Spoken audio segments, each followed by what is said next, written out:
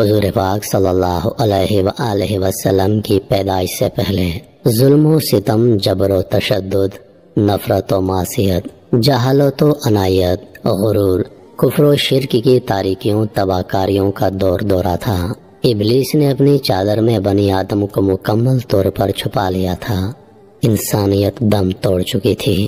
رب عزوجل کی وسیع تر سرزمین میں سینکڑوں معبودان باطل کی پرستش ہوتی تھی، مگر خالق و مالک ارض و سما کا دور دور تک کوئی نام لینے والا نہیں تھا۔ پیغام حق لانے والے عیسیٰ علیہ السلام کو آئے صدیاں گزر چکی تھیں۔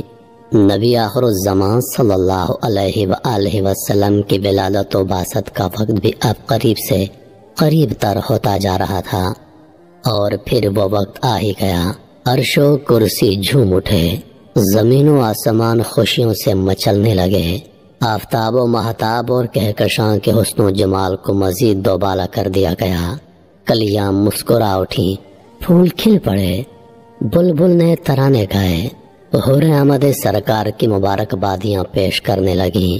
اخوت و محبت، رحمت و شفقت، عدالت و مساوات کی بدلیاں ہر سو چھانے لگیں۔ کفر و شرک، ظلم و بربریت، عداوت و شقاوت، تعصب و نفرت کی دیواریں مسمار ہونے لگیں کہ توحید کا مسرت بھرا پیغام لے کر، تسکین روح کا سارا سامان لے کر، سر اقدس پر رحمت العالمین کا تاج زریں سجا کر، حضرت عبداللہ رضی اللہ عنہ کے گھر میں، حضرت آمنہ رضی اللہ عنہ کی بابرکت گود میں، ماہ ربیع الاول کی 12ویں تاریخ بروز پیر بوقت صبح صادق، محبوب خدا مقصود کائنات صلی اللہ علیہ وآلہ وسلم تشریف لا چکے تھے۔ وہ تشریف لائے سویرے سویرے، گلے مل رہے تھے اجالے اندھیرے۔ رب سے بچھڑوں کو رب سے ملا دیا، دشمنوں اور خون کے پیاسوں کو شیر و شکر بنا دیا، انصار و مہاجرین کو رشتہ اخوت میں جوڑ دیا۔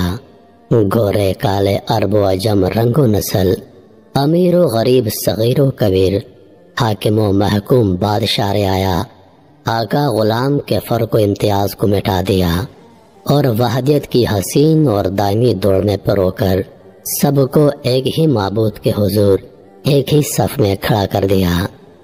ایک ہی صف میں کھڑے ہو گئے محمود و ایاز، نہ کوئی بندہ رہا اور نہ کوئی بندہ نواز۔ جب جب ماہ ربیع الاول کا چاند نظر آتا ہے، ہم اسی حسین تصورات میں گم ہو جاتے ہیں اور عشق رسالت میں غرق ہو کر پکار اٹھتے ہیں۔ صبح طیبہ میں ہوئی بٹتا ہے باڑا نور کا، صدقہ لینے نور کا آیا ہے تارا نور کا۔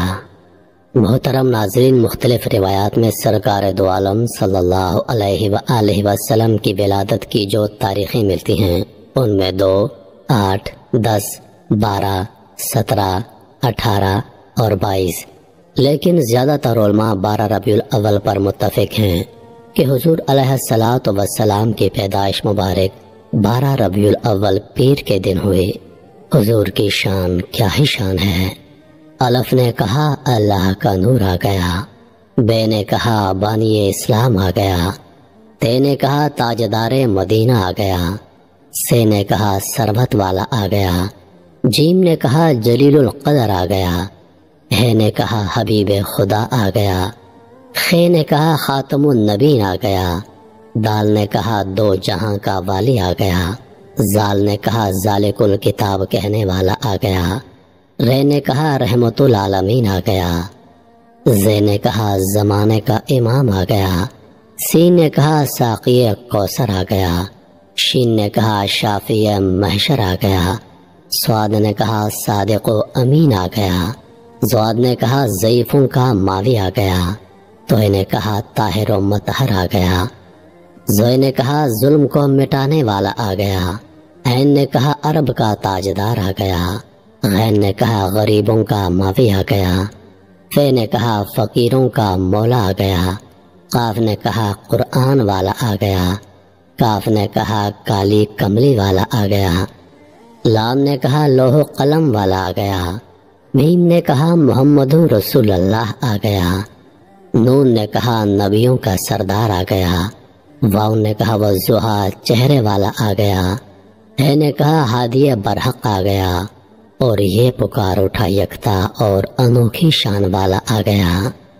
سب سے پہلے اللہ تعالیٰ نے حضرت محمد صلی اللہ علیہ وآلہ وسلم کے نور کو پیدا کیا اور یہ نور اللہ کے سامنے سجدہ کرتا رہا۔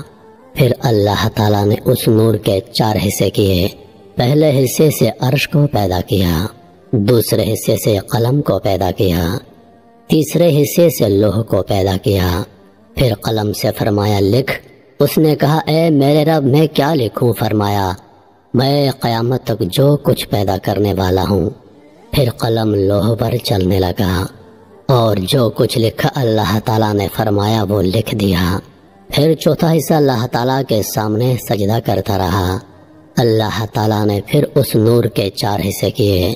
پہلے حصے سے عقل کو پیدا کیا، دوسرے حصے سے معرفت کو پیدا کیا اور اس کو لوگوں کے دلوں میں رکھا، تیسرے حصے سے سورج اور چاند کے نور کو پیدا کیا اور آنکھوں کے نور کو پیدا کیا، چوتھے حصے کو اللہ تعالیٰ نے عرش کے گرد رکھا، حتیٰ کہ آدم علیہ السلام کو پیدا کیا تو یہ نور ان میں رکھا۔